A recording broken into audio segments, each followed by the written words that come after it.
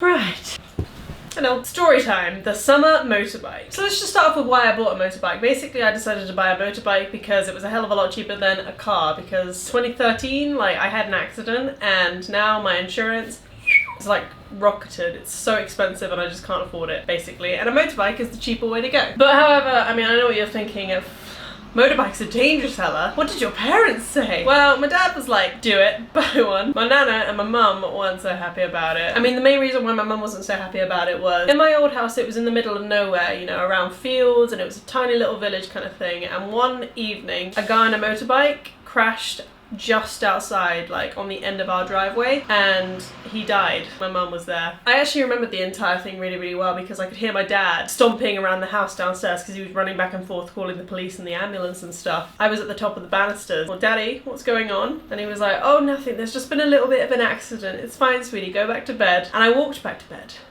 But then I came back into the hallway and I actually just sat, legs dangling over the banisters, and just watched while there was like police lights outside and there was people everywhere, and it was actually horrific. Like, the guy's dad was in one of the cars that went past. The guy passed away and he was declared dead. My dad said that the guy said, suppose I best tell his mum then. And he was like, oh, do you know him, do you? He's like, I'm his dad. And then when the mum came, she was like in hysterics, obviously. She was just screaming, my son, which is just really sad, so. Anyway, when I first went to get the bike, and when I showed up, the guy was in crutches.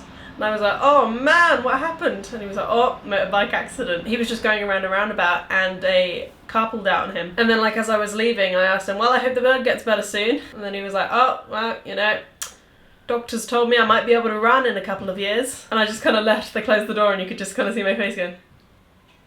That's definitely the kind of thing that I want to hear as I'm buying a motorbike, isn't it? Yeah. So I only actually ended up having the motorbike for about 4 months, during which you probably are wondering my worst accidents or injuries. The worst injury I ever got was while I was filming, and it was just a straight up stop.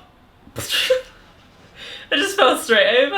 There's just nothing to it, and I twisted my ankle really bad. It's like petty, that's a petty accident, but never mind. And the worst accident that I ever had was, it was raining, and it was raining immediately after about a week of being sunny, so all the oil from the vans was just layering the road. So as I was going, like, wasn't going particularly fast at all, I was going around a roundabout, and I was just, you know, casually, oh god, the bike isn't stopping, turning, and then it just slipped. I did not feel a thing. My leathers were absolutely amazing because I didn't end up with anything except bruises. Leathers are so worth it. I mean, even if you're going down the road and it's 10 minutes away, anything can happen within that 10 minutes. And that works in the same way for anything that you do, folks. Longboarding to the shop, anything can happen within that 5 minutes that you're longboarding to the shop. Wear your frickin' helmet.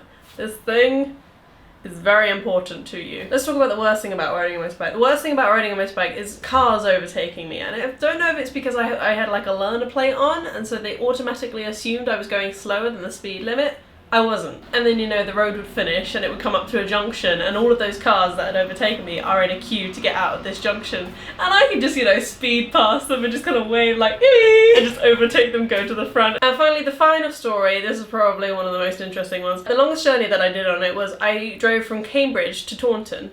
It took me 7.5 hours to get there. 7.5 hours on a 125cc bike. And it was the single dumbest thing I've ever done in my life. Let me explain. During this journey, so many things could have gone wrong, but just didn't. Okay, the first thing is the weather. The weather was perfect for me. I mean, if it had rained or, you know, become like any other weather than sunny, I probably would have had to stop, and I don't know what I would have done. The second thing was I was using my phone as a sat-nav, and I had it strapped into the front of the bike, you know, on one of those, it's kind of like a car phone holder except you have one on a bike. And halfway through, you know, it was running out of battery, but it was fine because I had my portable charger, and luckily the portable charger had enough charge on it to get me to Taunton in the 8 hours, like with the phone screen on the entire time. If that had gone off, I would have been screwed. But the other thing that happened with that phone thing was I thought I clipped it in on the bike properly. I hadn't. While I was going down the motorway at 60 miles per hour, my phone fell off and I caught it with one hand. I was like, ah!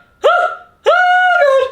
God! What do I do? And then, like, obviously had to, you know, indicate, just go off to the side for a second, put the phone back on, okay. Okay, we're good. Alright, fabulous. And drive away. Yeah, I like double checked it this time, you know, clipped in the safety. I didn't even have the safety thing on, for God's sake. Now let's just think about what would have happened if that had gone wrong. A, my phone would have gone down, so that would have distracted me, so like something could have happened. B, I would have lost my phone, and my phone has the maps on it, and all of my contact numbers. So who would I have called? What would I have done? How would I have got to Taunton? This was about 5 hours into the journey and I still had 2.5 hours left.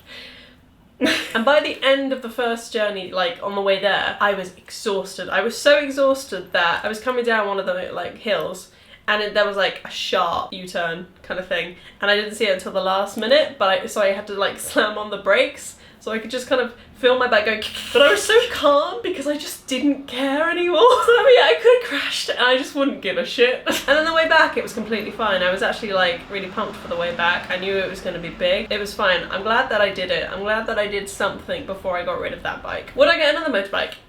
Absolutely. Should you get a motorbike? Yeah. I would say so. If you're worried about it being dangerous for you, accidents happen and it can literally happen to anyone, so don't ever let that stop you from doing literally anything that you want to do. You want to jump off that cliff? Go for it. You might die, who knows? You're probably gonna die, don't jump off the cliff. Any tips if you're considering getting a motorbike? Wear your levers. Just treat everybody on the road like they're an idiot, because if you treat everybody on the road like they're an idiot, then you'll be a hell of a lot more aware of everything that's going on around you. So, I hope you enjoyed this video. If you're new here, hi, I'm Ella. Please subscribe if you think we could be friends. And also, look at this face. Please like, because it is free, man. It's free, it's not gonna cost you anything. And finally, comment your thoughts. Would you get a motorbike? Have you had any weird experiences with anybody on a motorbike? I guess I will see you next week. Bye.